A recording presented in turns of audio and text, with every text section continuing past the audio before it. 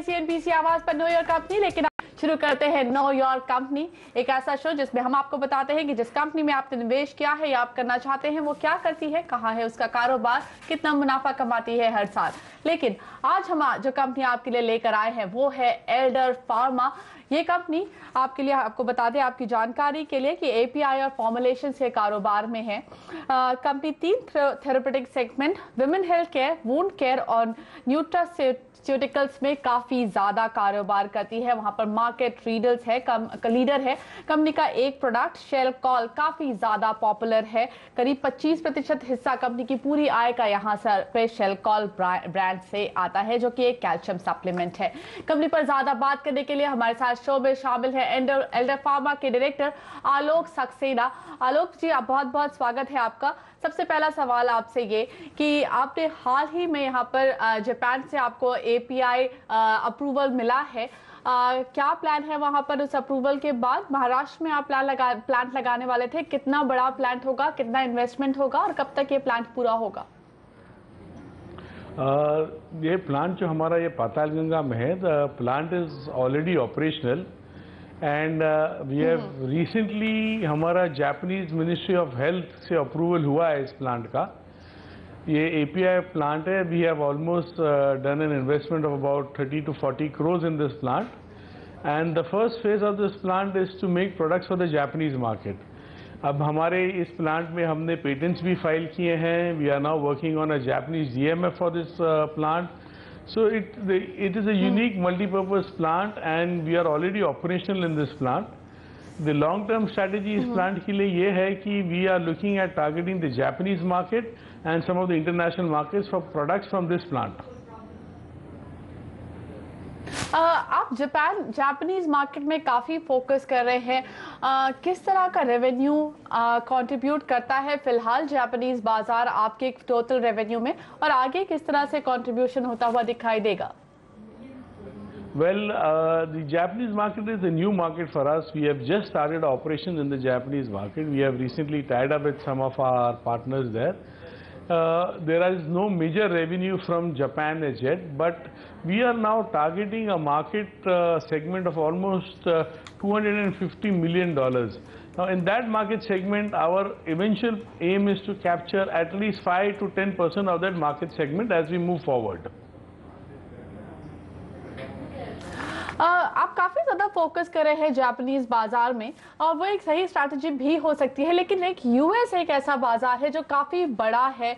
दुनिया का सबसे बड़ा हेल्थ केयर सेगमेंट का बाजार यूएस माना जाता है, और उसके बाद कहीं जापान का नंबर आता है। ऐसे में यूएस के लिए आपकी क्या योजना है, और यूएस से कंट्रीब्यूशन आपके टोटल रेवेन्यू में कितना होता है? Well, Elder is a very domestic, India-centric focused company. Almost 95% of our revenues come from India. So our strategy has been very different. We have first approached the Japanese market. The next strategy is to slowly approach the European market, which will be another 2 or 3 years down the line. But the company is always focused on India because we believe that India is one of the fastest growing markets in the world. And as we go forward in the next 5 years, India could itself show between 15 to 25% growth every year for the pharmaceutical industry. So hamara focus as we go forward will always be the Indian market. And as we go forward, we are looking at revenues from export at about 5 to 15% from other markets. But that is the strategy which we are slowly working on. Alright mister Saxena, आप बने रहिए हमारे साथ। लेंगे यहाँ पर एक छोटा, आप देख रहे हैं नो योर कंपनी, और आज हम बात कर रहे हैं एल्डर फार्मा की। कंपनी के डायरेक्टर आलोक सक्सेना बने हुए हैं हमारे साथ। आलोक, आप यहाँ बात कर रहे थे, आप काफी कंसंट्रेट करने वाले हैं भारतीय बाजार पे, लेकिन अगर आपके एक्सपेंशन प्लान्स की बात करें, कितना एक्सपेंशन आप इस साल कर चुके हैं और आगे की क्या योजना है, किस तरह से आप क्षमता अपनी विस्तार कर रहे हैं?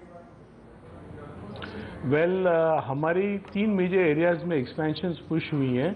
One is our plant in the Uttaranchal belt, which is at Langa Road, which is an injectable and cephalosporin plant, is now almost ready and has just been commissioned for production.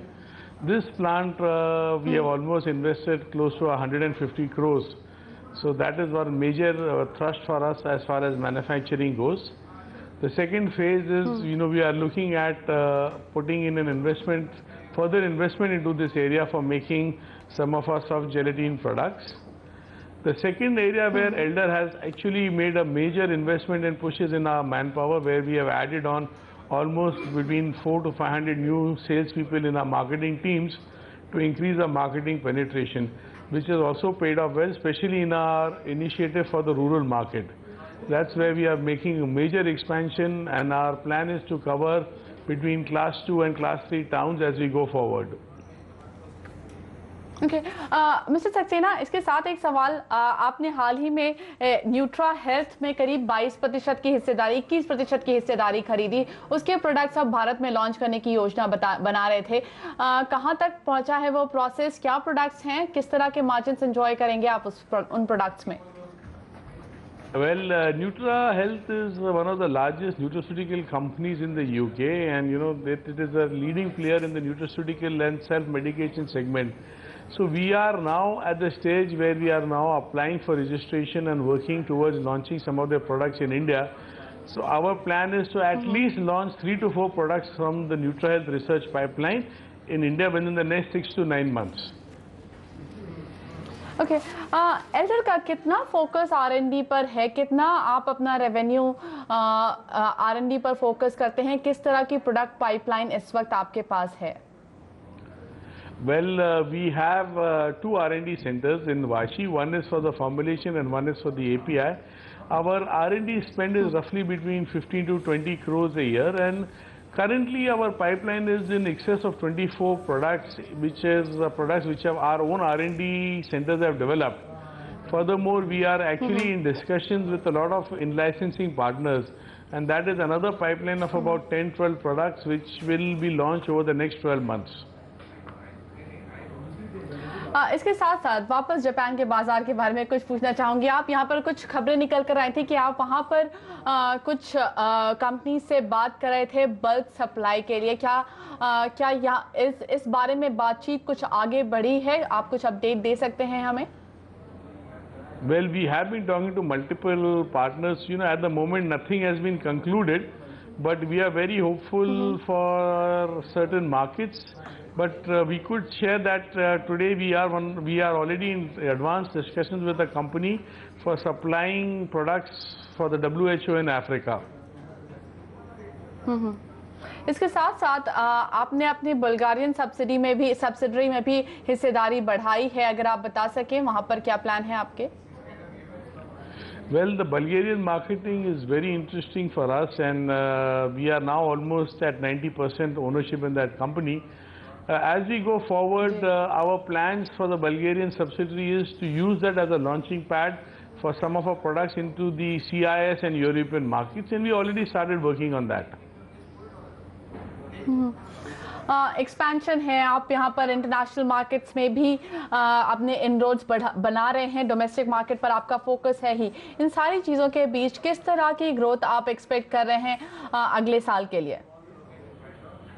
Well, we are looking at growth between 20 to 25%. We are very much on target for our first 2 quarters, and as we go forward, we are very bullish on some of our new product launches, especially products in the which are the Shellcal variant, which is doing very well. We've recently launched Shellcal HD and Shellcal K, both are variants of Shellcal, and we have seen a phenomenal growth in these products. And as we go forward, we are looking at some new and very interesting launches in the women's healthcare segment, which will allow the company to really look at major growth in the next 6 months. Alright mister Saxena, बहुत बहुत धन्यवाद हमारे लिए समय निकालने के लिए और अपनी कंपनी के बारे में ये सारी जानकारी हमारे साथ शेयर करने के लिए। लेकिन यहाँ पर एक ब्रेक, लेकिन आप कहीं मत जाइए, क्योंकि एल्डर फार्मा पर इन लेवल्स पर क्या कॉल बनती है जानेंगे आशिका स्टॉक ब्रोकिंग के पारस बोथरा से छोटे से ब्रेक के बाद। लेकिन फोकस करते हैं एल्डर फार्मा पे। हमारे साथ हैं आशिका स्टॉक ब्रोकिंग के पारस बोथरा, जो हमें बताएंगे कि क्या इस वक्त एल्डर फार्मा पर निवेश बनता है। मैनेजमेंट से हमने बात की, उन्होंने बताया वो एक्सपेंशन कर रहे हैं, आगे भी उनके एक्सपेंशन की योजना है, लेकिन फोकस भारतीय बाजार पर ही रहेगा। जापानीज मार्केट से उन्हें कुछ अच्छी खबरें आने की संभावनाएं दिखाई दे रही हैं, क्योंकि वहां पर वो कुछ बड़ी कंपनीज से बात कर रहे हैं और जल्द ही वहां पर शायद कुछ अग्रीमेंट साइन होता हुआ दिखाई दे। इसके साथ साथ उन्होंने ये भी बताया कि काफी सारे प्रोडक्ट लॉन्चेस उनके लाइंड अप हैं जिनसे उन्हें काफी अच्छी उम्मीद है। अगले 6 महीने में वो अच्छी ग्रोथ की उम्मीद कर रहे हैं। पारस, इन सारे बैकग्राउंड के बीच आप क्या कॉल ले रहे हैं इस वक्त एल्डर फार्मा पर? हम लोगों का कॉल सुविधा यही रहेगा कि ये काफ़ी अच्छा बाई होता है इस प्राइस पे। और अगर आप इसके बिजनेस मॉडल देखते हैं, जैसे निच थेराप्यूटिक सेगमेंट में जो कि है ये कंपनी, और इसके सेगमेंट्स अगर आप देखते हैं, women's health care plus nutraceuticals plus lifestyle diseases plus pain killers and all, ये सब सेगमेंट में। और ये सब में अगर आप इसके प्रोडक्ट देखेंगे, जैसे कि शेल्कल है जो वुमेंस हेल्थ केयर में है, कैल्शियम सप्लीमेंट, वो मार्केट शेयर लीडर है यहाँ पे इंडिया में। और काफ़ी और प्रोडक्ट्स जैसे कि इसके शाइमोरल प्लस एमिफ्रू और फॉक्समिक, ये सब प्रोडक्ट्स अगर आप देखते हैं, ये सब लीडर्स और मोर देन 30% का मार्केट शेयर है। तो प्रोबेबली ये कंपनी हम लोगों के हिसाब से ये है कि ये काफ़ी निच सेगमेंट में और काफ़ी अच्छा मार्केट कैप्चर कर रखा है। तो इसके प्रोडक्ट्स, और अगर फ्यूचर में भी लॉन्च करती है तो जिस हिसाब से मैनेजमेंट ने इंडिकेट किया कि एग्रेसिव मार्केटिंग स्ट्रैटेजी भी इंप्लीमेंट करेगी, तो प्रोबेबली हम लोगों का ये मानना है कि निच बिजनेस में अगर जाना हो,